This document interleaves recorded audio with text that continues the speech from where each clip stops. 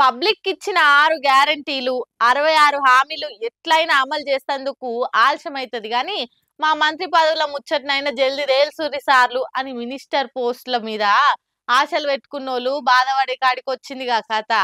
పొద్దుమీకో రేపో ఎల్లుండో క్యాబినెట్ విస్తరణ మీద క్లారిటీ వస్తది అనుకుంటే ఇగో ఇట్లా ఇంత ఇంత లేటే అవుతుంది పాపం.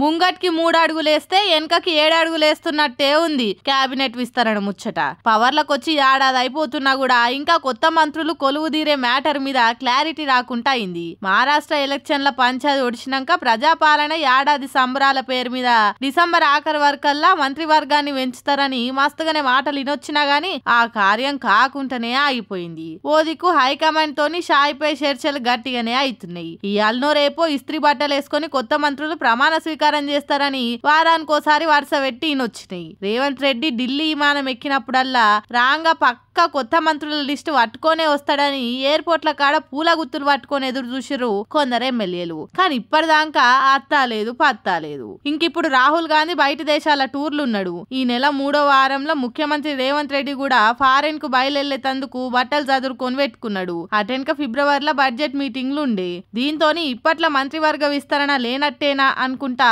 మదనపడి ఓవట్టిరట మినిస్ట్రీ దక్కుతుందని నమ్మకం ఉన్న లీడర్లు. కొత్తేడాదిలో కొత్త మంత్రుల లిస్ట్ అనుకుంటే అది కూడా లేటే అవుతుంది పొర్రి. ఏందో ఏమో ఈ సంధ్యా థియేటర్ పంచాది ఇంకా ఓడుస్తూనే లేదు. మొన్నటి దాకా హీరో మీద నడిచింది కదా, ఇక ఇప్పుడు ప్రొడ్యూసర్ల తానికి వచ్చింది కథ. మళ్ళీ వాళ్ళకు హైకోర్టు ఏం తీర్పిచ్చిందో అరుచుకుందాం బాండ్రి. పుష్ప 2 సినిమా మీద కలెక్షన్ల రికార్డులు ఎట్లెట్లా పెరిగినాయో దానికి సోపతి సంధ్యా థియేటర్ పంచాది కూడా ఇంకా ఇంకా ముదురుతుందే తప్పితే ఒక కొలిక్కి మట్టుకొస్తలేదు. హీరో అల్లు అర్జున్ కథ జర జర ఒడిచింది అనుకునే లోపే ప్రొడ్యూసర్లు వచ్చిర్రు సీన్లకు. సంధ్యా థియేటర్ తొక్కిస్లాట ముచ్చట్ల పుష్ప 2 నిర్మాతల మీద కూడా కేసు నమోదు చేసిరు కదా. అయితే ఆ కేసు కొట్టేయాలని నిర్మాతలు పిటిషన్ వేసిర్రు కోర్టులా. థియేటర్ భద్రత మా పరిధి కాదని పిటిషనర్ తరపున న్యాయవాది మాట్లాడిండు. అంతేకాదు మా బాధ్యతగా ముందే పోలీసులకు ఇన్ఫర్మేషన్ చేసినాము, అందుకే ఆడ అంతమంది పోలీసులు ఉన్నారు, అయినా కూడా మా మీద కేసు వేసుడు ఎంతవరకు కరెక్టు అని ప్రొడ్యూసర్ల తరపున న్యాయవాది కోర్టుకు మొరబెట్టుకుంటే దీంతోని సినిమా ప్రొడ్యూసర్లను అరెస్టు చేయొద్దని హైకోర్టు మధ్యంతర ఉత్తర్వులు ఇచ్చింది. అంతేకాదు దీని మీద కౌంటర్ దాఖలు చేయాలని అటు పోలీసులకు కూడా ఆర్డర్ వేసింది. ఇక కడమ విచారణ 2 వారాలకు వాయిదా వేసుడుతోని పుష్ప 2 ప్రొడ్యూసర్స్ కు జర దమ్ము తీసుకున్నట్టు అయ్యింది. మరి ఇక కడమ విచారణ కన్నా ఈ పంచాదికి పరదా పడుతుందో